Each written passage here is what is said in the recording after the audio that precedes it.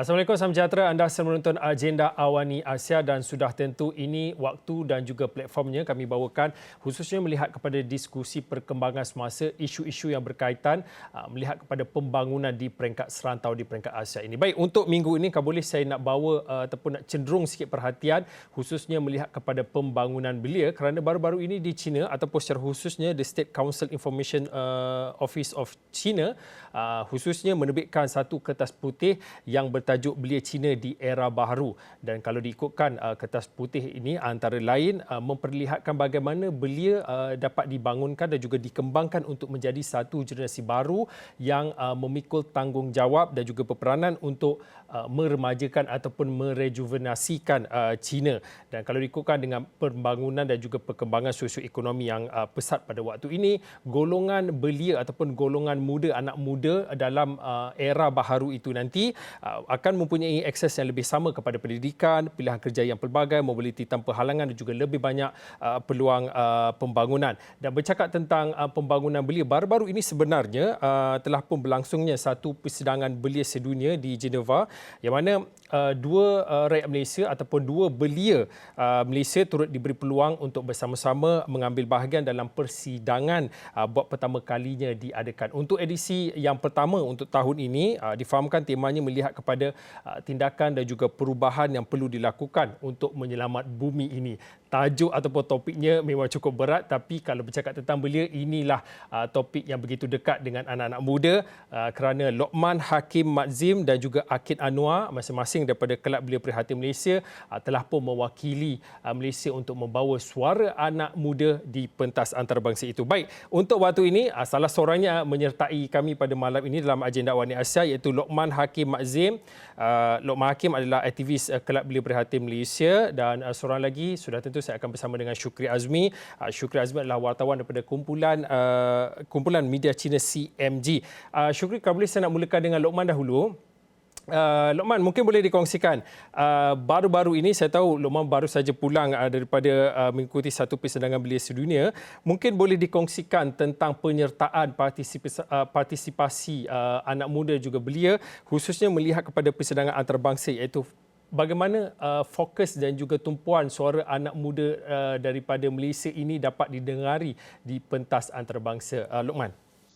Baik, pertama sekali terima kasih kepada Awani kerana jemput wakil daripada pada malam ini. Saya kira peluang untuk kami berada di pentas dunia seperti persidangan belia sedunia yang kita sertai tempoh hari adalah satu exposure dan pendedahan baru untuk NGO belia seperti kami. Saya rasa sebagai sebuah pertubuhan belia, ini adalah satu orang kata learning curve yang baru. Sebab apa? Sebelum ini kita banyak buat program-program dan inisiatif yang berbentuk grassroots intervention. Kita buat dengan masyarakat-masyarakat.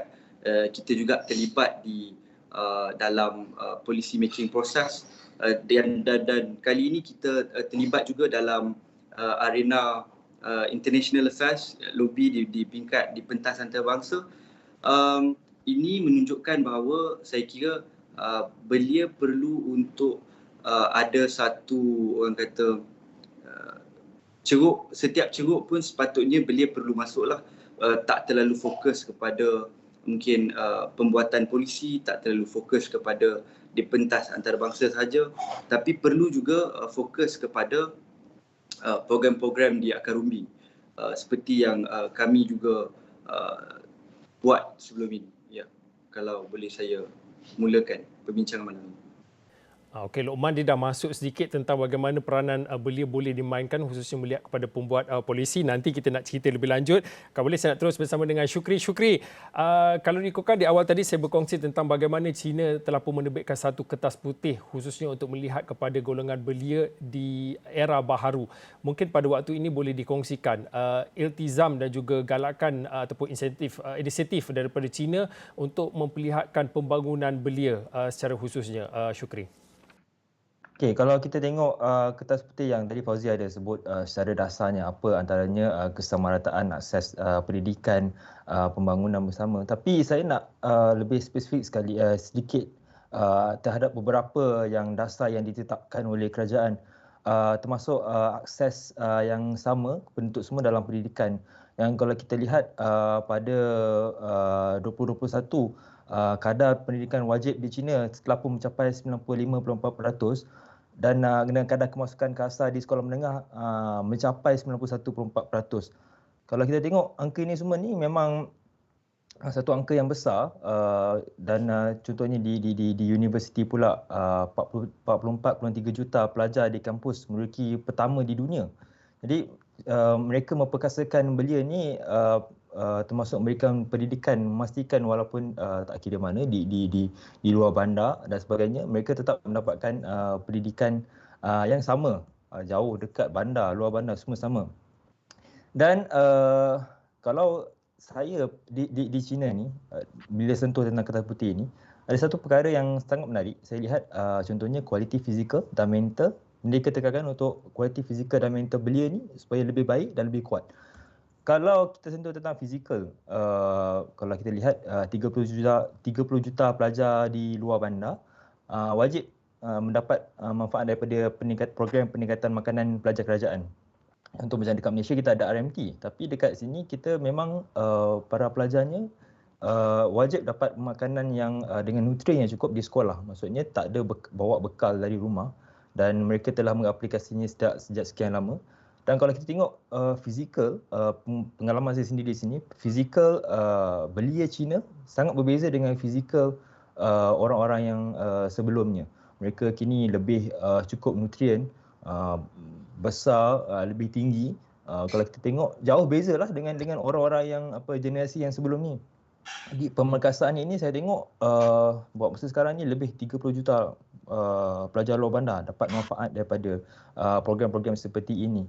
Dan kalau kita lihat dalam kertas putih ada sedikit yang saya lihat, ialah mereka menghadapankan belia dalam situasi sukar ataupun kecemasan. Contohnya apabila tercetusnya wabak COVID-19, golongan muda ini jugalah yang saya kira ada lebih 5.5 juta belia ke hadapan, di barisan hadapan untuk memimpin pasukan-pasukan yang lain. Bagaimana mereka percaya terhadap golongan belia untuk memimpin dalam satu situasi yang agak rumit lah. Jadi itu antara yang boleh saya kongsikan, antara yang menarik dalam kertas putih pemuda belia Cina di era baru ini.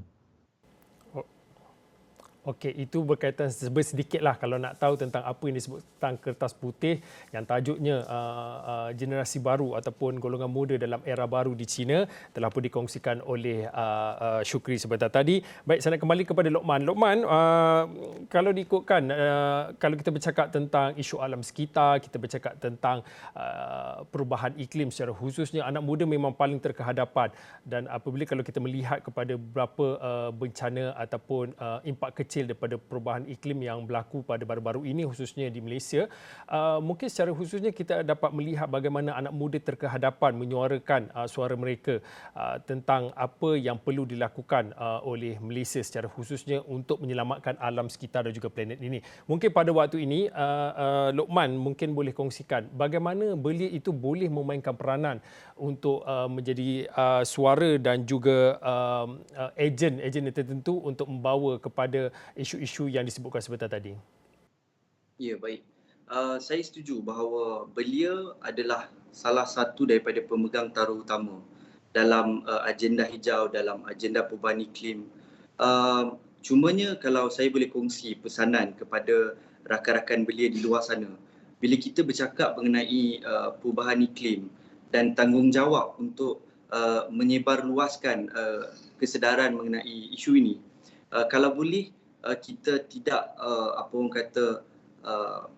terlalu merumitkan isu ini sehinggakan masyarakat susah faham, sehinggakan orang menganggap bahawa untuk memahami dan be part of the agenda memerlukan satu ilmu khusus.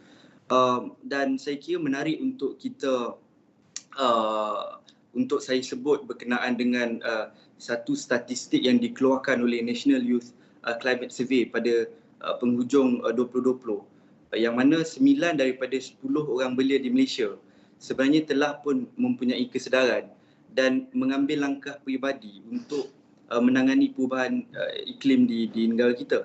Cuma dalam konteks persatuan pergerakan belia, saya kira adalah perlu untuk digerakkan satu usaha kolektif supaya impak dan kesan kepada agenda ini dapat kita sebarluaskan. Fokusnya masih kepada pertama pasti bantu negara capai sasaran zero net carbon menjelang 2050. And then saya kira sekarang kerajaan pun ada buat inisiatif penanaman 100 juta pokok baru menjelang 2025. Fokusnya perlu jelas, iaitu kita nak mengurangkan pemanasan global dan saya kira seperti yang saya cakap mula-mula tadi, berbanding dengan proses pembuatan polisi dan sebagainya yang mungkin melibatkan terma-terma yang complicated, yang sukar difahami oleh masyarakat kebanyakan. Saya kira perlu untuk lebih banyak aktiviti-aktiviti bersama masyarakat dan ini sebenarnya kalau kita lihat, buat polisi itu mudah. Kita buat polisi dalam bilik, kita buat polisi, luluskan dan sebagainya. Tapi yang paling penting adalah bagaimana untuk memastikan polisi-polisi yang telah dibuat, yang telah dipinda itu masuk ke dalam rumah-rumah, masuk dan dipraktikkan oleh setiap individu-individu ini. Contoh paling mudah adalah dalam perubahan iklim adalah bagaimana kita, dengan menjimatkan air, kita dapat menyumbangkan ataupun mengurangkan kadar penggunaan tenaga daripada orang kata dam, daripada tempat takungan air ke rumah, itu semua memerlukan tenaga. Dan ya, saya kira fokusnya adalah kepada memahamkan dan terus kepada aktiviti. Tak guna kadang-kadang kita bincang 20 jam, 30 jam tanpa ada praktikal di lapangan. Okey. Rasanya cukup untuk kita bercakap tentang perubahan iklim dan juga alam sekitar dan bagaimana belia boleh memainkan peranan dalam sudut itu.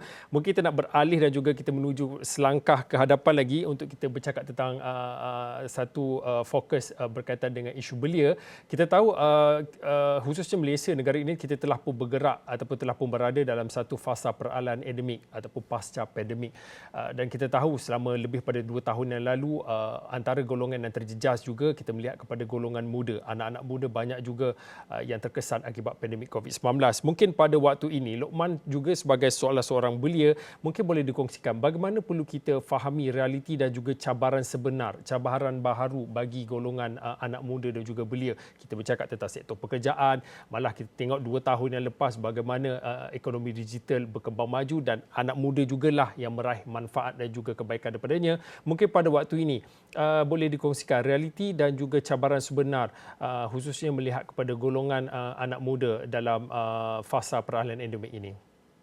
Baik, untuk memetik saya jawab dengan satu laporan lain yang dikeluarkan oleh UNICEF. Mereka gelarkan generasi belia sekarang yang menghadapi ataupun terkesan dengan COVID ini sebagai a lost COVID generation. Dan antara saya kira aspek yang paling terkesan adalah untuk golongan belia sekarang adalah berkenaan dengan soft skill. Kita mungkin jarang jumpa orang dalam masa 2 ke 3 tahun ini, nak bercakap mungkin kekok, kita juga ada masalah kesihatan mental. Dan ini sebenarnya diberi perhatian kami memang selain daripada perubahan iklim, perubahan alam sekitar, kita juga antara fokusnya adalah kepada isu kesihatan mental. Tahun lalu kami buat kempen mengenai kesedaran mental untuk memastikan belia-belia ini keluar daripada rumah pertama, sebab semua orang dah terlalu lama berkurung dalam rumah, dan yang paling elok adalah untuk pastikan mereka ini buat senaman, exercise. Alhamdulillah tahun lepas kita buat cabaran 12 jam larian tanpa hentu untuk memberi kesedaran tentang isu kesihatan mental ini. Dan saya rasa juga dalam konteks pertubuhan belia, ini adalah satu platform yang selamat untuk semua orang, untuk semua belia. Sebenarnya bukan saja belia, yang beliau pun boleh join juga dan bertemu rakan baru, um, berlatih semula soft skill, bercakap dan cara untuk berkomunikasi dengan orang lain. Dan dalam masa pandemik ni saya rasa yang paling penting adalah untuk memastikan sisi-sisi sebagai seorang manusia itu terus dikekalkan. Sebab kita dapat lihat semasa pandemik hari itu bekerja pun daripada rumah, menghadap macam hari ini pun saya menghadap bercakap dalam menggunakan iPad. Jadi saya rasa untuk terus mengekalkan sisi-sisi manusiawi itu adalah sangat penting dan belia mesti terkedepan dalam mengurus hal ini. Ya.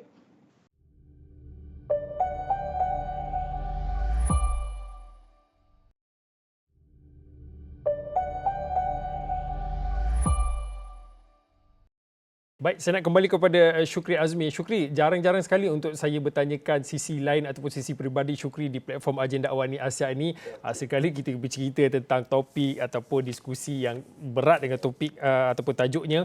Mungkin pada waktu ini saya tahu lebih kurang 2 ataupun 3 tahun Shukri telah pun berada di China dan bekerja di sana. Mungkin boleh dikongsikan pengalaman dan juga realiti semasa apabila Shukri mencari rezeki di China dan bagaimana reaksi dan juga interaksi Shukri bersama dengan belia dan juga anak muda di China. Bagaimana pemerhatian Shukri melihat kepada anak-anak muda di China secara khususnya?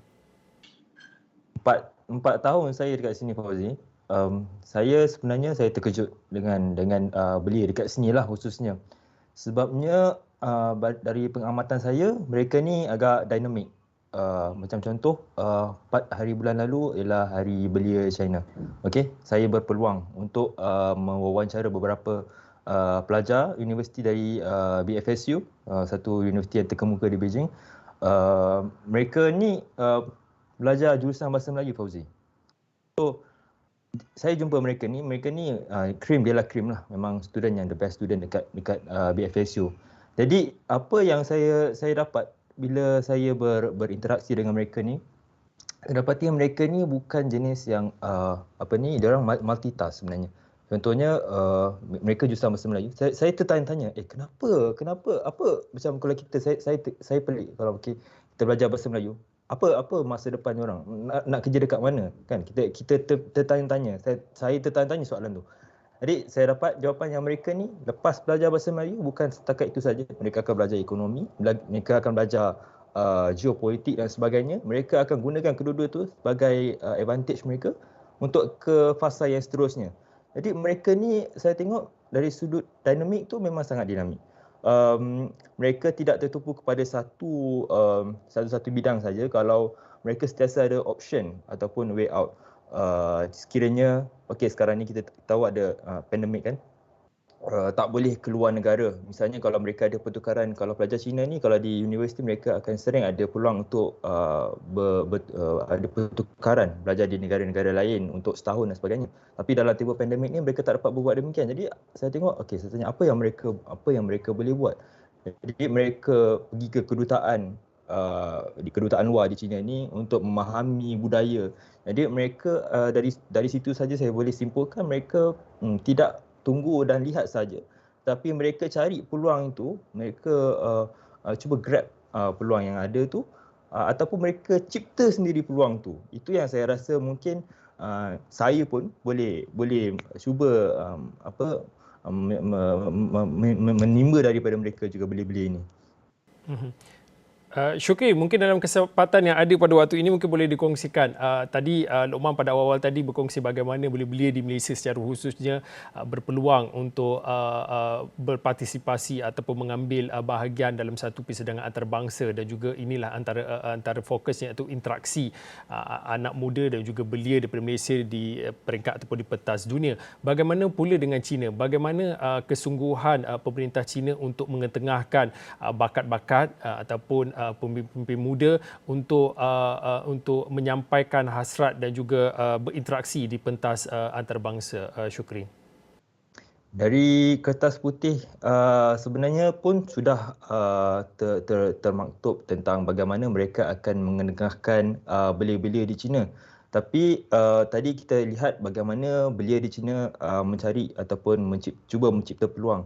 Tapi pada masa yang sama yang penting ialah pihak kerajaan juga mengiktiraf tentang peranan belia itu sendiri untuk mereka mengedepankan idea mereka di pentas antarabangsa. Contohnya kita lihat banyak belia-belia di China sekarang ni dari segi ekonomi, dari segi geopolitik dan sebagainya, mereka diketengahkan di pentas antarabangsa di mana-mana saja. Kalau contoh di forum-forum antarabangsa, Belt and Road dan sebagainya, kita boleh lihat peratusan belia yang turut sama berinteraksi itu boleh dikatakan sangat tinggi. Jadi saya rasa itu peranan yang penting untuk dari pihak kerajaan, misalnya untuk bagaimana kita nak tempatkan belia-belia ini supaya idea mereka dapat didengari. Itu yang saya rasa sangat penting, Fauzi. Okey Lokman, lebih kurang dalam 2-3 minit akhir ini mungkin boleh dikongsikan seperti biasa inilah platform dan juga ruangnya apabila kita bercakap tentang perkembangan semasa di peringkat serantau, khususnya di platform Agenda Awani Asia. Kita ingin mencari ruang potensi bagaimana Malaysia secara khususnya dapat berinteraksi ataupun dapat bekerjasama dengan negara-negara khususnya di China, dan minggu ini kita bercakap tentang pembangunan belia. Mungkin Lokman boleh kongsikan apa jenis potensi kerjasama yang boleh dijalinkan antara Malaysia dan juga China apabila kita melihat kepada mungkin pertukaran idea dan juga apa jenis kerjasama lain yang boleh dirintis antara belia Malaysia dan juga belia China secara khususnya. Ya, baik. Jadi saya rasa menarik untuk saya kongsikan bahawa baru-baru ini bila kita menghadiri persidangan belia sedunia, pasti ada wakil daripada rakan-rakan daripada China. Yang paling penting kalau kita fokus kami sekarang adalah perubahan iklim, dan perubahan iklim ini sebenarnya bukan sahaja dengan negara-negara tertentu tetapi dengan semua negara sepatutnya kita perlu jalinkan hubungan, kerana perubahan iklim adalah satu agenda dunia. Di peringkat belia perhatian saya kira langkah pertama dan awal adalah untuk bertemu dengan kedutaan, mungkin kedutaan China di Malaysia, untuk kita perkasakan lagi hubungan dan untuk rintis jalan bersama dengan rakan-rakan belia yang mempunyai agenda dan visi yang sama di China. Itu pertama. Kedua, saya kira perlu lebih banyak dialog antara negara, dan saya percaya itu telah pun itu sedang pun berjalan antara belia Malaysia dan belia China. Cuma mungkin peluang dan ruang itu perlu dibuka dan perlu lebih disebarluaskan, kerana sekarang yang mendominasi adalah ataupun kebanyakan dialog-dialog ini disedia oleh Kementerian Belia dan Sukan. Saya kira adalah molek juga kiranya persatuan-persatuan kecil di bawah ini yang mempunyai hubungan boleh merintis jalan di orang kata di peringkat bawahan. Ya. Secara jujurnya mungkin sejauh mana untuk Lokman optimis untuk melihat kepada jalan ke hadapan, kita bercerita tentang belia Malaysia secara khususnya, bagaimana Lokman melihat tentang hala tuju untuk pembangunan belia di Malaysia secara khususnya, kerana belia sering dikatakan boleh menjadi ejen kepada pembangunan negara bangsa, Lokman? Ya, kalau kita bercakap tentang belia, kita sering didendangkan dengan kata-kata belia adalah pemimpin masa hadapan. Saya kira sebenarnya belia perlu memimpin sekarang, dan walaupun kedengaran agak retorik, dan retorik ini sebenarnya dilaungkan oleh banyaknya orang yang sudah berusia. Pembangunan belia ini perlu dimulakan sekarang, dan okey, dalam konteks belia perhatian sekarang kita sedang lancarkan satu kempen yang diberi nama sebagai Tumbuh Bersama. Kenapa Tumbuh Bersama? Belia ini tadi kita dah cakap tentang a lost COVID generation, kita dah bercakap tentang 2-3 lagi isu lain. Tapi Tumbuh Bersama ini adalah satu kempen yang kita bawa untuk pastikan belia-belia yang terkesan dengan pandemik ini dapat kita ganti semula fasa-fasa mereka dalam pandemik ini melalui program-program dan inisiatif-inisiatif seperti yang telah saya sebutkan tadi. Kita masuk ke curug-curug kampung orang asli, kita buat program di jalanan, di jalan-jalan cokit, dan pembangunan belia ini perlu bermula dengan kerja-kerja di lapangan ini. Dan seterusnya kita bolehlah bercakap tentang ideologi, visi, misi, perkara-perkara agenda yang lebih besar. Tapi apa pun saya kira perlu untuk dimulakan dengan gerak kerja fizikal. Banyak sebenarnya perbincangan yang boleh dilakukan khususnya melihat kepada pembangunan belia. Terima kasih kepada rakan saya Syukri Azmi sebentar tadi yang berkongsi perspektif dan juga bagaimana golongan belia dengan kita melihat kepada kertas putih yang diterbitkan untuk melihat kepada belia Cina di era baru.